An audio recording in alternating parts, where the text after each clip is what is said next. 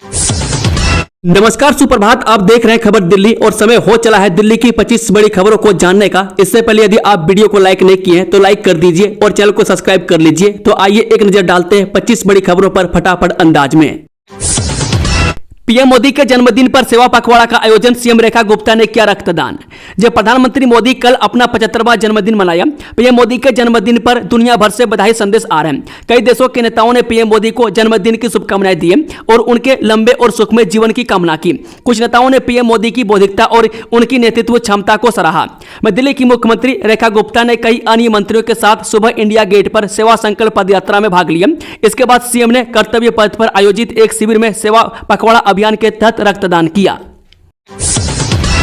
PM के जन्मदिन पर दिव्यांगजनों को सम्मान की सौगात, हर माह 6,000 रुपये की मदद देगी दिल्ली सरकार, ऐसे करें अप्लाई।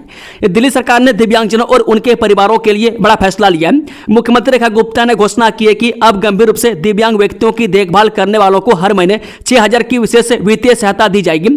इस योजना का उद्देश्य दिव्यांगों और उनके परिजनों को न केवल आर्थिक सहारा देना है, बल्कि उन्हें समाज में सम्मान और आत्मनिर्भरता का जीवन भी प्रदान करना है। यह योजना प्रधानमंत्री मोदी के जन्म दिवस के अवसर पर केंद्रीय गृह मंत्री अमित शाह द्वारा शुरू किया गया। मुख्यमंत्री ने बताया कि इस योजना का लाभ उन्हीं लोगों को मिलेगा जिनकी दिव्यांगता 40% या उससे अधिक है। श्रमिकों को दिल्ली सरकार का तोहफा, 500 पालना घर और 10 लाख तक मुफ्त इलाज। दिल्ली सरकार ने विश्वकर्मा दिवस के मौके पर श्रमिकों के लिए कई बड़ी घोषणाएं की हैं। मुख्यमंत्री रेखा गुप्ता ने मजदूर बहनों के छोटे बच्चों की देखभाल के लिए 500 पालना घर खोलने का ऐलान किया। इसके साथ ही श्रमिक परिवारों को 10 लाख रुपये तक मुफ्त इलाज, शिक्षा और आवास की सुविधाएं देने की भी योजना है। विश्वकर्मा दिवस और प्रधानमंत्री मोदी के जन्म दिवस के मौके पर दिल्ली में आयोजित विश्वकर्मा पूजा महोत्सव श्रमिकों के लिए एक नई उम्मीद बनकर उभरा। मुख्यमंत्री रेखा गुप्ता और मंत्री कपिल मिश्रा की मौजूदगी में सैकड़ों मजदूरों के सामने ऐसी योजनाओं की घोषणा हुई जो सीधे सीधे उनके जीवन की मूलभूत जरूरतों से जुड़ी है। दिल्ली में कुत्तों का रजिस्ट्रेशन अनिवार्य, फीडिंग पॉइंट से अलग खाना खिलाएगा तो होगी कार्रवाई, गाइडलाइंस जारी। दिल्ली सरकार ने आवारा और पालतू कुत्तों के बारे में डिटेल्ड गाइडलाइंस जारी की है। इसमें कहा गया कि पशु प्रेमी बेघर जानवरों और कुत्तों को वहीं पर खाना दे सकते हैं जहां बुजुर्ग और बच्चे न आते जाते हो। फीडिंग पॉइंट्स पर साफ सफाई बनाए रखना और बचे हुए खाने को सुरक्षित तरीके से निपटाना भी जरूरी है। यह भी कहा गया है कि पशु प्रेमियों को परेशान करना, धमकाना या रोकना गंभीर अपराध की श्रेणी में आएगा।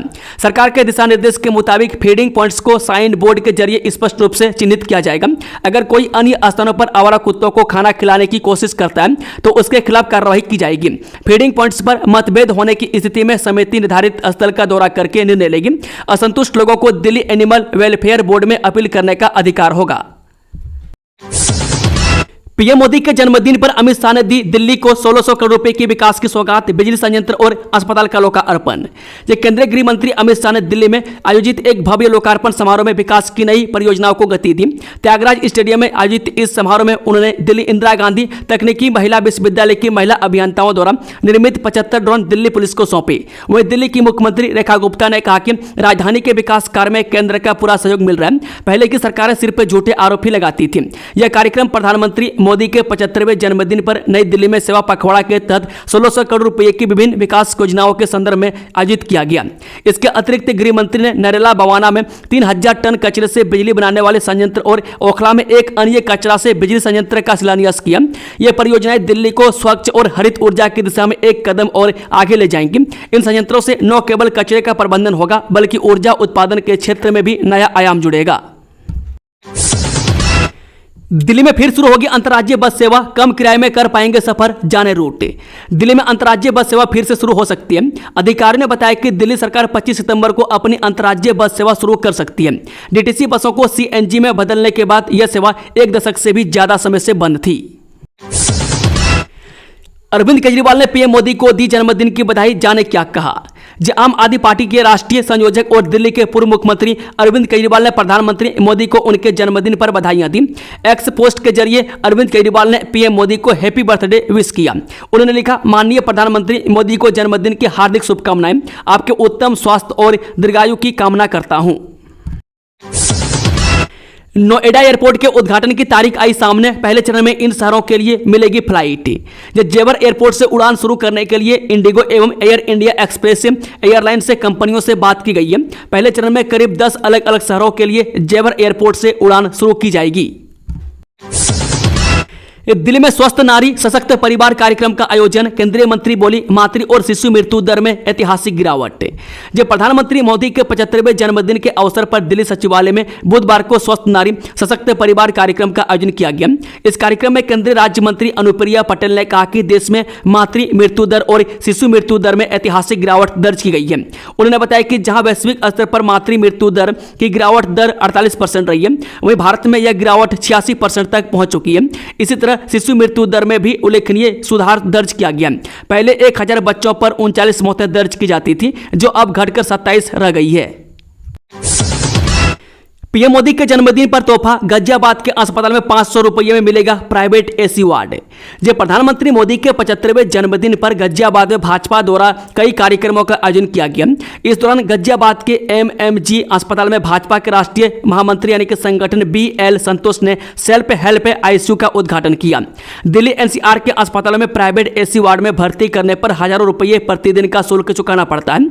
वहीं अब एमएमजी अस्पताल में शुरू हुए सेल्फ हेल्प आईसीयू में सिर्फ 500 रुपये प्रतिदिन का शुल्क देना होगा। दिल्ली को खेलों की सौगात। द्वारका में बनेगा देश का पहला सरकारी ओलंपिक आइस स्केटिंग रिंक के LG ने किया शिलान्यास। जब प्रधानमंत्री मोदी के 75वें जन्मदिन की पूर्व संध्या पर राजधानी दिल्ली को खेल जगत की एक ऐतिहासिक सौगात मिली है। द्वारका सेक्टर 23 में भारत के पहले सरकारी ओलंपिक मानक आइस स्केटिंग रिंक की आधारशिला रखी गई। प्रधानमंत्री मोदी ने अपनी फिट इंडिया और खेलो इंडिया जैसी पहलों से लाखों युवाओं को फिटनेस व खेलों से जुड़ने की प्रेरणा दी। इसी कड़ी में यह नई सुविधा दिल्ली ही नहीं बल्कि पूरे देश के लिए मिलकर पत्थर साबित होगी। यह सुविधा देश भर के युवाओं के लिए शीतकालीन खेलों में अवसरों के नए दरवाजे खोलेगी और खेलों के क्षेत्र में भारत की क्षमताओं को अंतर्राष्ट्रीय स्तर पर एक नई पहचान दिलाएगी। पीएम मोदी का 75वां जन्मदिन। दिल्ली के स्कूली बच्चों ने 21 भाषाओं में गाया सॉन्ग। सीएम रेखा गुप्ता ने लॉन्च किया गीत। जब प्रधानमंत्री मोदी के जन्मदिन से एक दिन पहले मंगलवार को मुख्यमंत्री रेखा गुप्ता दिल्ली सचिवालय में आयोजित स्कूली बच्चों के एक कार्यक्रम में शामिल हुई।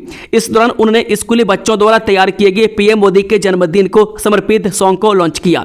मुख्यमंत्री ने कहा, शिक्षा विभाग द्वारा प्रधानमंत्री मोदी जी के जन्म दिवस पर नमो प्रगति दिल्ली बाल स्वर से राष्ट्र स्वर तक गीत को सरकारी स्कूलों के बच्चों ने इसे 21 अलग अलग भाषाओं में गाकर एक भारत श्रेष्ठ भारत की अद्भुत झलक दिखाई है।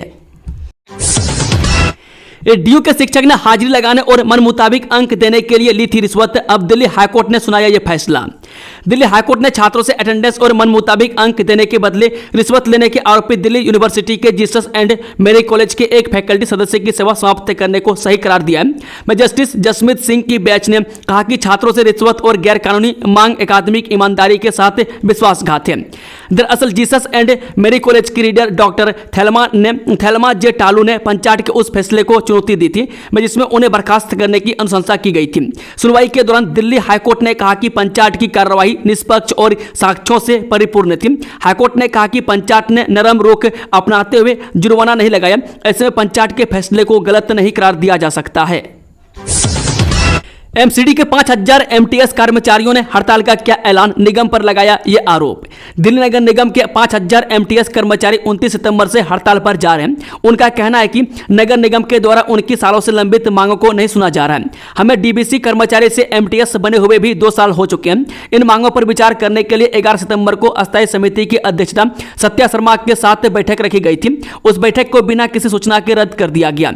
यूनियन का कहना है कि एमटीएस कर्मचारी दिन रात कोरोना काल से लेकर बाढ़ के समय डेंगू मलेरिया से बचाव के लिए दवाई का छिड़काव करने से लेकर तमाम तरह के कामों में हर समय बढ़ चढ़कर आगे रहते हैं। दिल्ली में कर्मचारियों को मिलेगा दिवाली बोनस। जानिए किसे मिलेंगे 5-5 हजार रुपये। दिल्ली के 3 लैंडफिल साइटों पर काम करने वाले सभी कर्मचारियों को दिवाली से पहले 5-5 हजार रुपये की स्पेशल इंसेंटिव दी जाएगी। इसकी घोषणा केंद्रीय मंत्री मनोहर लाल खट्टर ने की। भलसवा लैंडफिल में बोलते हुए खट्टर ने कहा कि उन्होंने इस जगह की सफाई की व्यक्तिगत जिम्मेदारी ली है। मैं दिल्ली सरकार से इसमें तेजी लाने के लिए संबंधित संगठनों के साथ सक्रिय रूप से सहयोग करने का आग्रह किया है। दिल्ली मेट्रो से जुड़े आरआरटीएस के 4 स्टेशन, इस लाइन के यात्रियों को होगा फायदा, देखें लिस्ट। ये दिल्ली गाजियाबाद मेरठ के बीच चलने वाली रैपिड रेल का पूरा कॉरिडोर खुलने वाला है। इसका उद्घाटन जल्दी होगा। इसके बाद दिल्ली के अशोक नगर से लेकर मेरठ साउथ तक कुल 82 किलोमीटर का सफर 1 घंटे से कम समय में पूरा हो जाएगा। इसके साथ ही अब इसे दिल्ली मेट्रो से भी जोड़ दिया गया है, यानी दिल्ली मेट्रो से यात्रा करते समय या रैपिड रेल से यात्रा करते समय कुछ स्टेशनों पर बिना बाहर निकले ही नमो भारत से दिल्ली मेट्रो स्टेशन पर पहुंचा जा सकता है। इसके लिए 4 आरआरटीएस स्टेशनों को दिल्ली मेट्रो स्टेशन से जोड़ा गया है। दिल्ली में अपार्टमेंट गिराने पर रोक लगाने से हाईकोर्ट का इनकार, का इस तारीख तक खाली करना होगा घर। ये दिल्ली उच्च न्यायालय ने शहर के मुखर्जी नगर में स्थित सिग्नेचर व्यू अपार्टमेंट्स के रहवासियों को राहत देने से इनकार करते हुए इमारत को गिराने पर रोक लगाने से इनकार कर दिया। साथ ही यहां रहने वाले 100 से ज्यादा परिवारों को 12 अक्टूबर तक घर खाली करने का निर्देश भी दिया है। हालांकि मुख्य न्यायाधीश DK उपाध्याय और जस्टिस तुषार राव गडेला की पीठ ने उन्हें एक बात की राहत देते हुए DDA यानी कि दिल्ली विकास प्राधिकरण को तब तक उन लोगों को 10% वार्षिक वृद्धि के साथ किराया देने का निर्देश दिया मैं जब तक कि वहां रहने वाले परिवारों को एक पुनर्निर्मित फ्लैट नहीं मिल जाते। अगर क्रिकेट हो सकता है तो दर्शन क्यों नहीं, ननकाना साहिब यात्रा को लेकर DSGMC का सवाल। दिल्ली सिख गुरुद्वारा प्रबंधक कमेटी ने केंद्र सरकार से गुरु नानक देव जी के प्रकाश पर्व पर सिख श्रद्धालुओं को पाकिस्तान भेजने की अपील की है। सुरक्षा कारणों से यात्रा पर रोक को लेकर DSGMC ने सरकार से पुनर्विचार करने का आग्रह किया है। उन्होंने भारत पाकिस्तान क्रिकेट मैचों का उदाहरण देते हुए श्रद्धालुओं के लिए गुरुद्वारे के दर्शन की अनुमति मांगी है। दिल्ली में ई रिक्शा चोर गिरोह का पर्दाफाश, पकड़े गए बदमाशों की सच्चाई जान उड़े पुलिस के होश। ये दिल्ली के अमन बिहार में ई रिक्शा चालक को धोखा देकर रिक्शा चुराने वाले 3 आरोपी गिरफ्तार किए गए। पुलिस ने CCTV फुटेज की मदद से आरोपियों की पहचान की। आरोपियों के पास से चोरी की 5 ई रिक्शा बरामद हुई है। पुलिस ने मामला दर्ज कर आगे की जांच शुरू कर दी है। UER2 टोल टैक्स को लेकर किसानों में भारी आक्रोश, 360 खाप के प्रधान ने किया यह बड़ा ऐलान। जब बाहरी दिल्ली में UER2 टोल टैक्स के खिलाफ पालम 360 खाप के प्रधान चौधरी सुरेंद्र सोलंकी ने ग्रामीणों से आंदोलन में शामिल होने की अपील की है। उन्होंने कहा कि अगर 20 सितंबर तक मांगे पूरी नहीं हुई तो 21 सितंबर को दिल्ली देहात में चक्का जाम किया जाएगा। ग्रामीणों ने टोल टैक्स को अस्वीकार्य बताया और इसे दिल्ली देहात के अधिकारों की लड़ाई बताया। दिल्ली में बनेगा देश का पहला आइस स्केटिंग रिंग, की द्वारका में खेल प्रेमियों को मिलेगा नया मंच। ये दिल्ली के द्वारका में देश का पहला आइस स्केटिंग रिंग के बनने जा रहा है। उपराज्यपाल BK सक्सेना ने सेक्टर 23 में इसका शिलान्यास किया। यह रिंग सार्वजनिक निजी भागीदारी से बन रहा है और 1 साल में बनकर तैयार हो जाएगा। यहाँ आइस स्केटिंग, आइस हॉकी और कर्लिंग जैसे खेल हो सकेंगे, जिससे भारत में शीतकालीन खेलों को बढ़ावा मिलेगा। प्रधानमंत्री मोदी के जन्मदिवस के मौके पर मुख्यमंत्री बच्चों को करवाई हवाई यात्रा, पूर्व मेयर ने उठाया कदम। ये प्रधानमंत्री मोदी के जन्मदिवस पर पूर्वी दिल्ली के कड़कटडुमा स्थित प्रमिलाबाई मुख्यमंत्री स्कूल के 15 विद्यार्थियों को पूर्व महापौर श्याम सुंदर अग्रवाल ने हवाई यात्रा कराई। बच्चों को जयपुर में आमेर का किला, जंतर मंतर और हवा महल की सैर करवाई गई। पूर्व महापौर ने कहा कि बच्चों का हवाई सफर करना एक सपना था। उन्होंने यह भी कहा कि वह पहले भी कई लोगों को हवाई यात्रा करा चुके हैं। DDA ने कठपुतली कॉलोनी को दिया प्रगति अपार्टमेंट का नाम, दिसंबर 2025 की नई डेडलाइन जारी। ये दिल्ली विकास प्राधिकरण ने कठपुतली कॉलोनी प्रोजेक्ट का नाम बदलकर प्रगति अपार्टमेंट किया है, जिसकी डेडलाइन बार बार मिस हो रही थी। दिसंबर 2025 की नई डेडलाइन जारी की गई है। पहले चरण में 700 फ्लैट इस साल के अंत तक मिलने की संभावना है और पूरा प्रोजेक्ट जून 2026 तक पूरा होने की उम्मीद है। यह इन सीटू पुनर्वास का पहला प्रोजेक्ट है। दिल्ली की प्यास बुझाने के लिए रेखा गुप्ता सरकार का प्रयास, ट्रीटेड पानी के बदले यूपी से गंगा जल की मांग।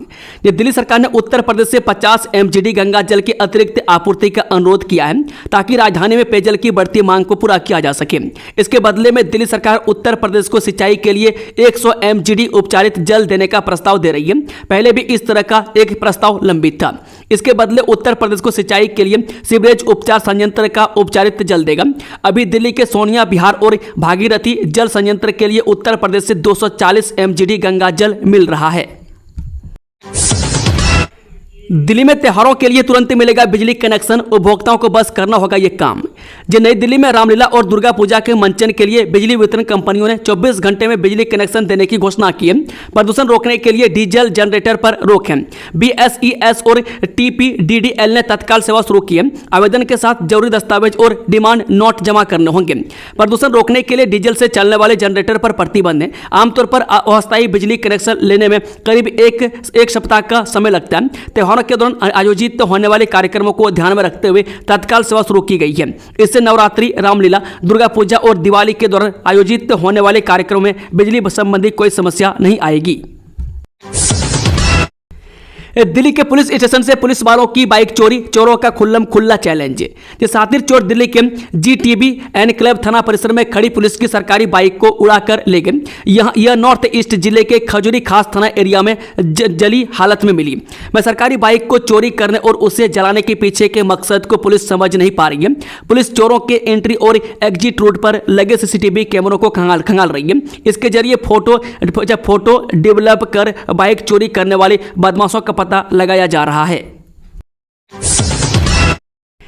साल भर से बिना डायरेक्टर चल रहा MCD का पशु विभाग, फील्ड स्टाफ की भी कमी। जो MCD का पशु विभाग इस समय सबसे ज्यादा चर्चा में है। मैं दिल्ली के लोगों को स्ट्रीट डॉग्स के साथ साथ गाय आदि आवारा जानवरों से निजात दिलाने की जिम्मेदारी भी इसी विभाग के कंधों पर है। इस समस्या से निपटने के लिए पशु विभाग को जितनी मैन पावर चाहिए उसके पास उसकी आधी भी नहीं है। वेटनरी ऑफिसर से लेकर इंस्पेक्टर्स जैसे जरूरी अधिकारियों की काफी कमी है। दिल्ली के अशोक विहार में सफाई करने सीवर में उतरे एक व्यक्ति की मौत, 3 की हालत गंभीर। दिल्ली के अशोक विहार में सीवर की सफाई के दौरान 40 वर्षीय एक व्यक्ति की मौत हो गई, जबकि 3 अन्य लोगों को गंभीर हालत में अस्पताल में भर्ती कराया गया। एक अधिकारी ने बुधवार को यह जानकारी दी। पुलिस के अनुसार यह घटना मंगलवार रात करीब 11:30 बजे अशोक विहार फेज 2 स्थित हरिहर अपार्टमेंट के पास हुई है। मोबाइल ऐप से होगी 96,000 स्ट्रीट लाइट्स की मॉनिटरिंग, नया EMI बेस्ड मॉडल होगा लागू। जो 1400 किलोमीटर लंबी सड़कों पर लगी 96,000 पारंपरिक स्ट्रीट लाइट्स को बदलने के लिए मंगलवार को कैबिनेट मंत्री परवेज साहिब सिंह ने PWD अधिकारियों की मीटिंग बुलाई। इस दौरान उन्होंने कहा कि सभी पारंपरिक स्ट्रीट लाइट्स को स्मार्ट LED स्ट्रीट लाइट्स में बदला जाएगा, ताकि हर साल आने वाले बिजली बिल का खर्च आधा किया जा सके।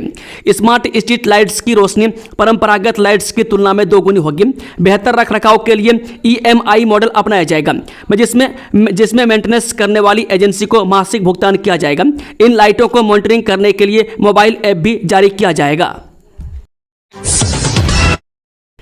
दिल्ली पुलिस का बड़ा ऑपरेशन, कुख्यात बड्डा गैंग का सरगना कादिर उर्फ बड्डा अरेस्ट, भारी संख्या में हथियार बरामद। दिल्ली पुलिस की स्पेशल सेल 2 अलग अलग ऑपरेशनों में 6 शातिर अपराधियों को पकड़ा है। गिरफ्तार आरोपियों में अवैध हथियार सप्लायर और कुख्यात बड्डा गैंग का सरगना कादिर उर्फ बड्डा भी शामिल है। कादिर पर यूपी पुलिस ने 25,000 का इनाम रखा हुआ था। आरोपियों के पास से 13 सेंटीमीटर ऑटोमेटिक पिस्टल, 2 देसी कट्टे, 6 मैगजीन, 87 जिंदा कारतूस, 2 मोटरसाइकिल और कई मोबाइल फोन बरामद हुआ है। बता दें कि दिल्ली पुलिस के पहले ऑपरेशन में मोहम्मद सईम उर्फ भोला को श्यामलाल कॉलेज के पास से पकड़ा गया। इसके पास से 4 पिस्टल मिली। उसकी निशानदेही पर मोहम्मद कामिल को भी पकड़ा गया, जिसके पास से 1 पिस्टल, 2 कट्टे और 5 मैगजीन बरामद हुई। दोस्तों, खबरों का सिलसिला समाप्त होता है। अगर जानकारी पसंद आई हो तो वीडियो को लाइक, शेयर, चैनल को सब्सक्राइब जरूर से जरूर कर लें। Thank you, all the best. जय हिंद, जय भारत।